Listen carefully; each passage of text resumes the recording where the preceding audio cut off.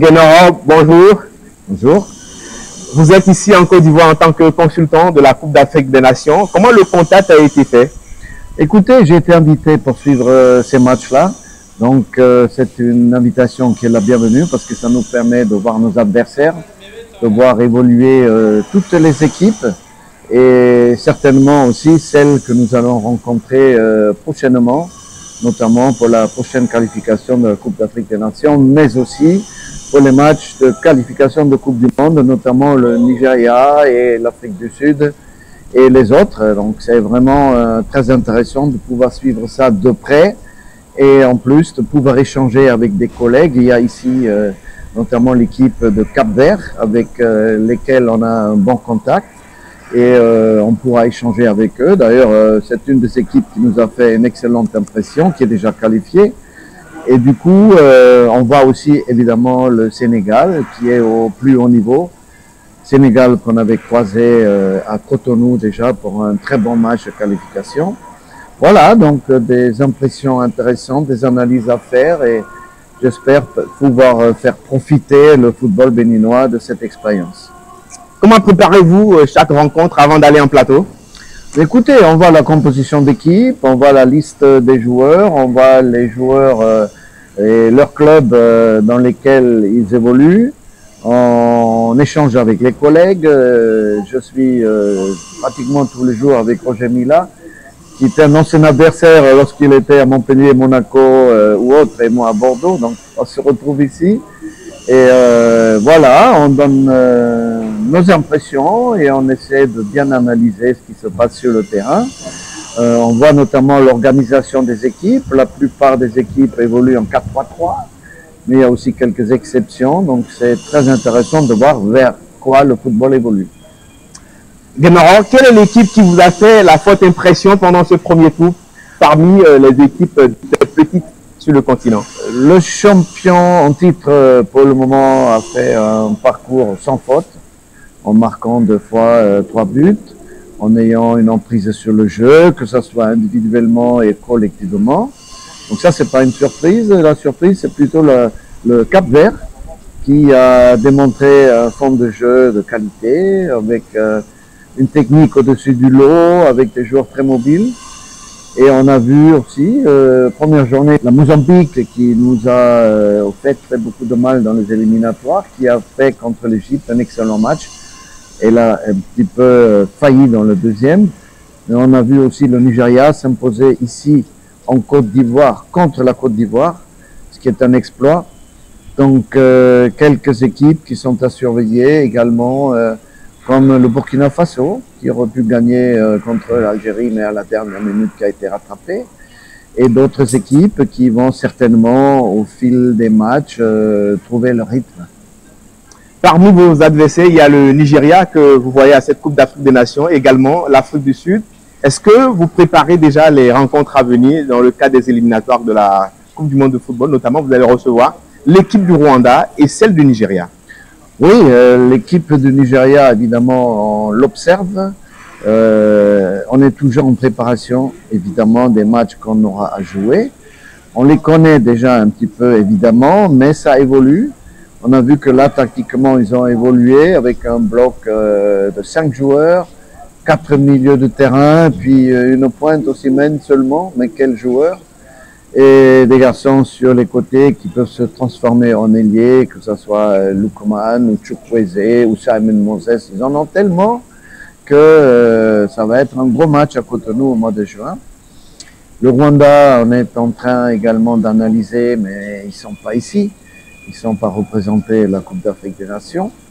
Mais il y aura d'autres possibilités pour les voir jouer. Concernant votre effectif, est-ce qu'il y aura de nouveaux joueurs?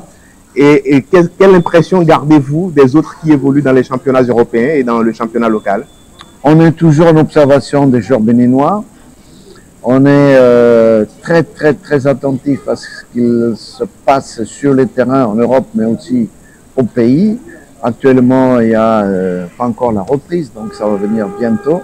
Et je pense que tout le monde a sa chance, la porte est ouverte, on veut le meilleur joueur.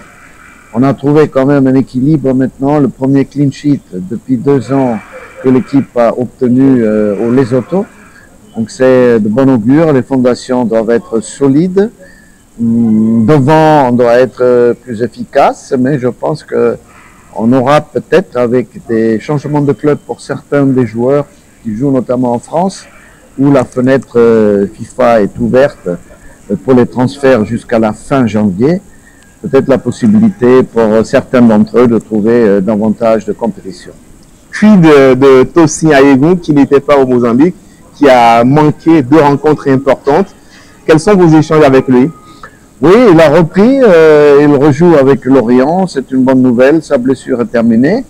Il n'a pas eu de chance, dans chaque match où ça comptait, il était blessé, mais c'est un joueur de grand talent et j'espère qu'avec Lorient, où c'est difficile aussi parce que Lorient a mal classé, il aura maintenant le temps de jouer régulièrement et ça va nous profiter à nous aussi, à l'équipe nationale des Guépards.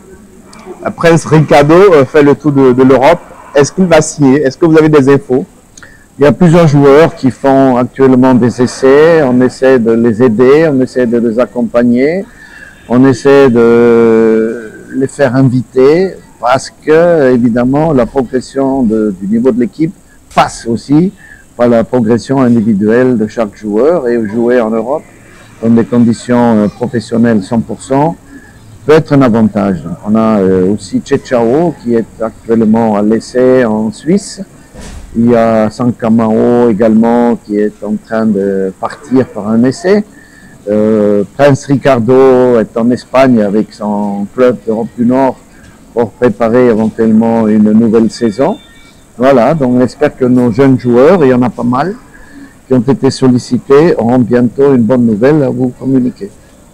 En mars, soit il y aura les matchs des préliminaires ou les journées FIFA. Comment vous préparez le mois de mars? Est-ce qu'il y a des matchs amicaux en vue ou lorsque la CAF va prendre une décision, est-ce que vous êtes déjà prêt? Est-ce que votre staff technique travaille dans ce sens? On est déjà évidemment sur le pied d'œuvre en observant tous nos joueurs pour faire la prochaine liste, mais il y a encore le temps. Il y a encore 2 mois avant les matchs du mois de mars, mais déjà on observe, on regarde si on n'a pas un qu'on pourra inviter, qu'on n'avait pas encore vu, et on va suivre aussi tout ce qu'ils font, les joueurs qui font partie normalement de la sélection. Il est possible qu'au mois de mars, qu'il y ait déjà des matchs d'élimination pour la prochaine Coupe d'Afrique. La CAF va bientôt décider. Sinon, on aura des matchs de préparation à faire et on sera aussi à pied d'œuvre pour choisir des candidats qui peuvent nous permettre de préparer les matchs de Coupe du Monde contre le Nigeria et le Rwanda. Guénoro, est-ce que l'objectif reste toujours la qualification en phase finale de Coupe du Monde? Vous allez vous concentrer sur la qualification à la Coupe d'Afrique des Nations au Maroc en 2025? C'est les deux. C'est d'abord le Maroc, puisque ça viendra en 2025. Et on aura bientôt les premiers matchs de qualification. D'abord, il faut un tirage au sort. Et je pense que la CAF va régler tout ça ici à Abidjan pendant ses assises. Et ensuite, évidemment, parallèlement à ça, puisque les matchs auront lieu pratiquement en même temps, nous alterner entre les éliminatoires Coupe du Monde et éliminatoires pour la prochaine CAN, eh bien, il faudra être prêt pour les 2 compétitions. Guénoro, votre mot de la fin est un mot à l'endroit de tous ces millions de Béninois qui vous suivent et qui sont passionnés de leur équipe nationale. On doit avoir la patience avec les jeunes joueurs et la confiance. Ça va venir. Il y a actuellement une reconstruction de l'équipe. Plusieurs grands anciens ont arrêté leur carrière. Les jeunes sont là. Il faut les laisser travailler. Ça va venir. Ils se battent pour avoir leur place en équipe nationale et déjà dans leur club. Et on espère pouvoir arriver ensemble à la prochaine CAN. On regrette de ne pas être à celle-ci. On est arrivé peut-être un peu tard pour travailler davantage, mais on a quand même mis en place quelque chose qui pourra être prometteur.